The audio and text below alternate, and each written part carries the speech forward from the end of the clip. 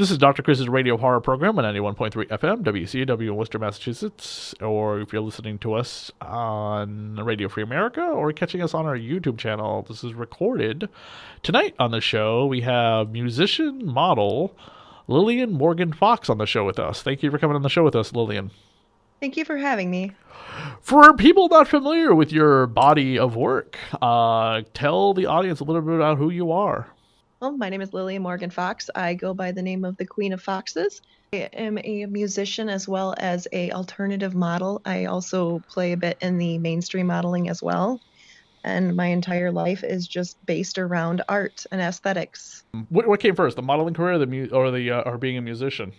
That's very hard to say. I grew up in a musician family, definitely a lot of bluegrass, and music's been a big part of my life, but modeling has also been something I've pursued much more longer as a career, where the music thing has been kind of pursued for the last couple of years when it's just 14 years modeling, 2 years actually pursuing the music. Where do you get your inspiration from? What inspired you to want to kind of pursue this line of work? With the music, I listen to a lot of Dark Funeral and Immortal and things like bands like that, and I fell absolutely in love with their style of singing and their ability with writing lyrics as well as music. And the modeling thing, I just one day just picked up a camera and started doing my own makeup and got really creative with my clothes, and next thing I knew, I just started developing more of an art in it. Where did you? Ooh, let me start over. Do you write your own lyrics for your music? Yes, I do. I would definitely like to be able to do some more of my own personal projects in the future if I could find more musicians nearby me. Do you sing as well as play any instrument yourself? I'm mostly just a vocalist right now, but I would like to get involved into incorporating piano as well as clarinet into my work eventually in a few songs in the future. How long would you say it takes to record a song? Is it really hard as a vocalist? I am completely tone deaf myself, so I know little next to nothing about what it takes to record a song. It does not really take that much. Sometimes it can take 1 to 2 days, depending on how well I've been practicing it usually. I don't think I've really stayed into a studio for more than 3 days the few times I have been in. Usually it's just like a 1 day project, 2 days if there's just a simple mistake that needs to be corrected over. How many songs have you recorded in total? Currently right now two, but I'm going to Whoa. be going into studio. I'm currently I have two songs out right now, but I am working on one song with the Michigan death rock band Tale from the Crypt. It's going to be a little different project. It's more of opera vocals than the usual screaming and growling, and I'm looking forward to it. As a big fan of the gothic alternative like lifestyle, where is a particular place that you enjoy shooting at? Definitely in the woods. I love nature, and I feel like that's where I could get a lot of my inspiration from, winter or summer. Is there a particular photographer that you work with more often than others? Currently, not really, but I would definitely say between Keith Sieblink as well as Kevin Codger. They seem to be the two most recent and busiest of my photographer friends that I've worked with. The in one of your pictures, you got like a bearskin rug around you. Is that a real bearskin rug? Nope, that's from Grizzly Coats. They create coats with like bear heads, and it's one of the most fantastic things I've ever worn in my life. Wait, real bear heads? Nope, it's just Plastic or something? constructed. Yeah, it's all fake. That's good. You don't want the PETA people to be coming after you in your photos. Oh, no, please no. What are some of the challenges you face as a model versus being a musician? Oh, this one's going to be a little tough here for me to think about. I definitely do feel a little bit more pressured because I like to just take the artistic view more into sometimes I don't want to be feminine. I just really enjoy being able just to have the freedom of doing whatever I want. But I feel like a lot of times people expect me as a female model to do more like sexy things, which I'm fine with. But I just feel like it's limited to what I can do because a lot of people expect these few things out of us from what I've basically have worked with and dealt with in my life recently. Is there any like I don't know I had this. I usually have this one great prepared question, but it's different with everybody. This is why we record this too, and this is never live. Do you have any, as like a goth alternative model? Do you have like a story that you want to explain about your backstory that kind of influences the way you are today? Something downtrodden and tragic is basically what I'm trying to ask. Well, I guess really it's might be all the same as everyone else. I grew up in a very small town. I grew up in the country. I rather hang out with nature than I have other people. I was bullied heavily in school and I did not know how to speak up about it, so that kind of held me back a bit. But when I was about 13, 14 years old, I picked up a camera, and that's when I started to actually learn how to be more confident in myself. And I found that going to the alternative goth route for my modeling helped me express myself more and gain, like I said, more confidence in it, as well as just the full artistic freedom to do whatever I want, dress however I want, just do my makeup how weird I can get without any consequences, and just it's freedom to me. It's basically, I truly feel like if without the goth stuff, I could not have grown to be more of a variety and appreciate the differences of true makeup skills as well as looks if it isn't costumes or just fashion everyday style. And one of my other podcasts, we were talking a little bit about makeup and special effects with the movie The Lost Boys, and in that they had to use like glass contacts back in the day, which is like Jesus, that must have really flippin' hurt. What type of contacts do you use? Have you ever had to use glass ones? No, please no. Oh geez, I had a paper cut on my eye once, just mending Yeah, a glass. yeah. Oh no. Uh, just a glass cut. That's what I we like to use bring up, the stuff that makes your skin crawl.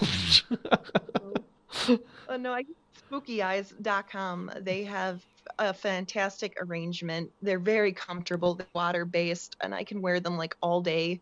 I've even worn them for more than like about 15 hours before. We had a late night, and I honestly did not really realize they were in my eyes that long. They're fantastic, but no, those glass ones, they are amazing. People who ever worn them back then, they definitely are courageous.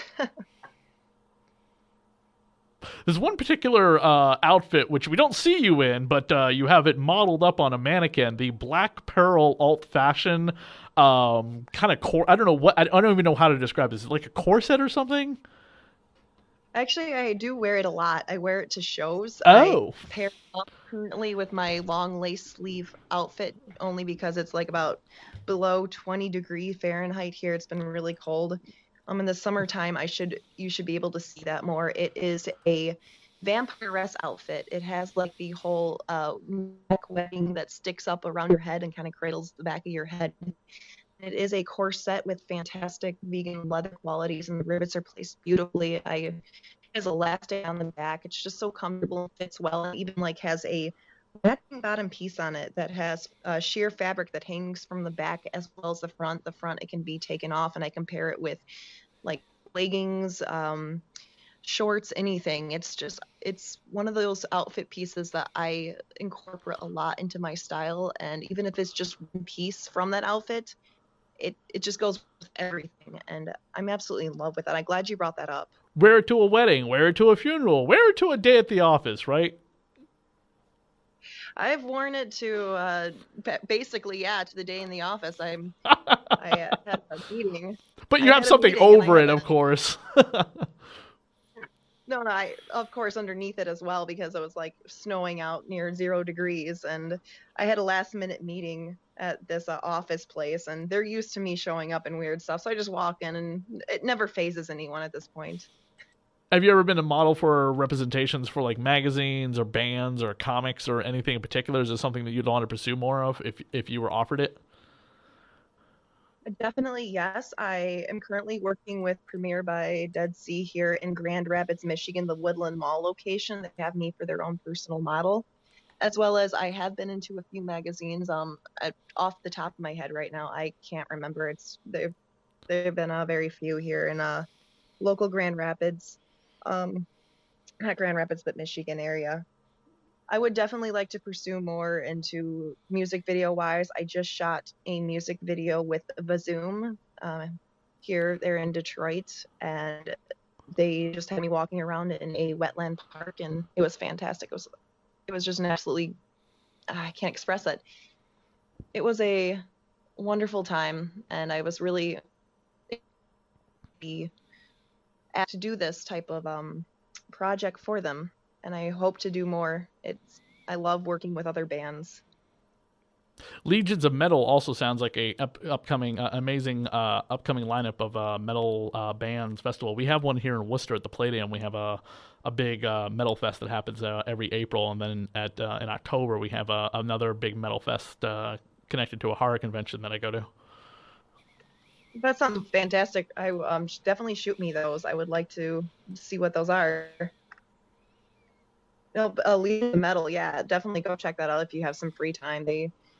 It's just a vacation for all metalheads. They start a little bit early, but the event itself does not start until Saturday. But before, they usually have like a couple other bands early lineups, and it's definitely been a good time every year we went.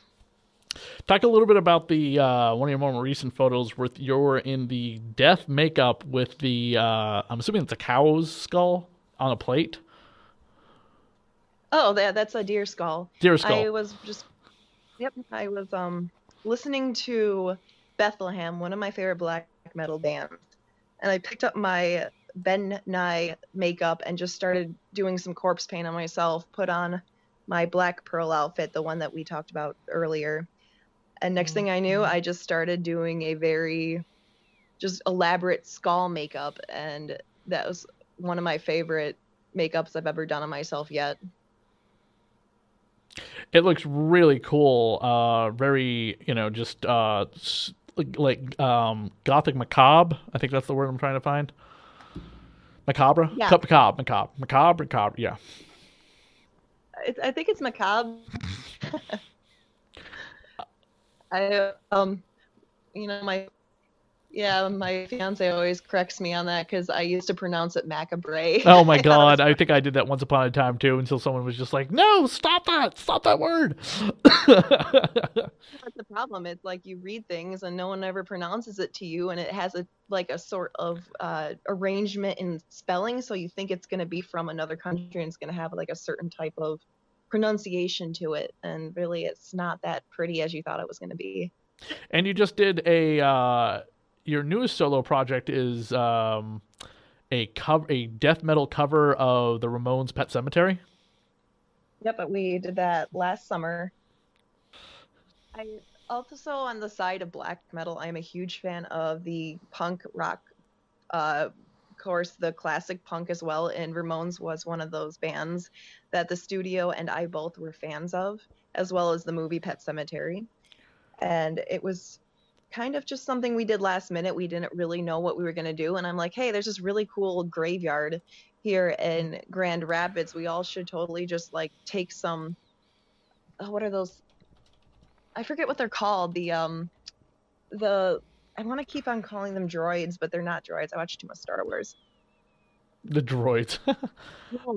Drones. We took a drone out to this huge graveyard that's like two sides of the road. Just it has beautiful crypts. I forget what they're called. I'm really bad Mausoleums. at this right now. Mausoleums. Yeah, they have beautiful mausoleums, and we just went out there one summer day. Just spent a couple good hours out there. Had Pet Sematary, my version of it, playing in the background. We just walked around, took a few shots from up in the air, came down with that as the wind was pushing from the drones. It was like knocking the grass back. It was very hypnotizing in the video, and it was just mostly more like an artistic freedom as well as just having fun recording and singing along with the good old tunes of Ramones. And this has nothing and no tie-in whatsoever to the upcoming Pet Sematary remake coming out in April.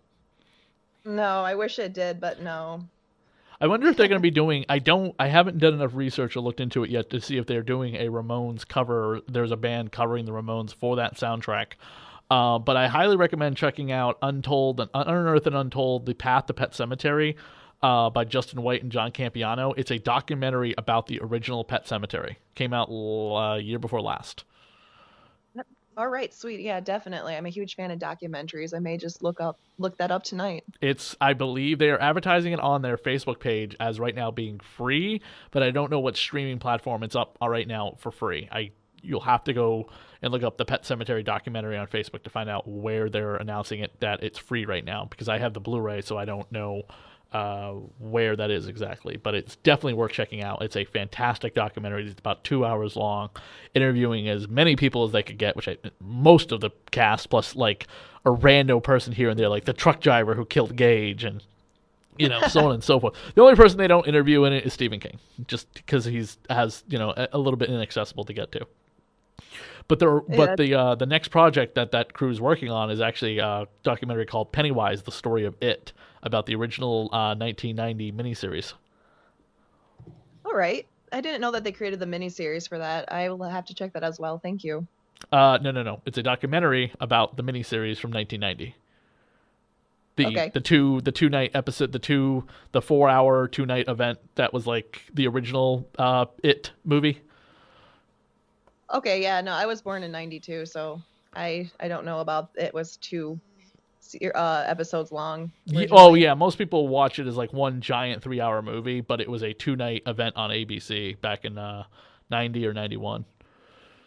That sounds really cool, actually. That's really Whereas interesting. I do believe it though, because back then the film industry was not as progressed as we have it now. We're pretty much spoiled. Whereas like the most recent It is like two separate films. One came out, in 2017. Yeah, 2017. The other one's coming out later this year. Yeah, I've heard about that. I'm quite excited for the second one coming out. They Mm, did good at they did, I think, wonderful on redoing it and revamping it up a little bit. I mean, always there's going to be my heart for the classics, of course, but it's interesting to definitely see the newer ones and see how they portray it in their own views. definitely. Thank you, Lillian, for coming on the show with us to talk a little bit about your music and career in modeling. We really do appreciate it. Well, thank you again for having me. I really enjoyed this interview I had with you.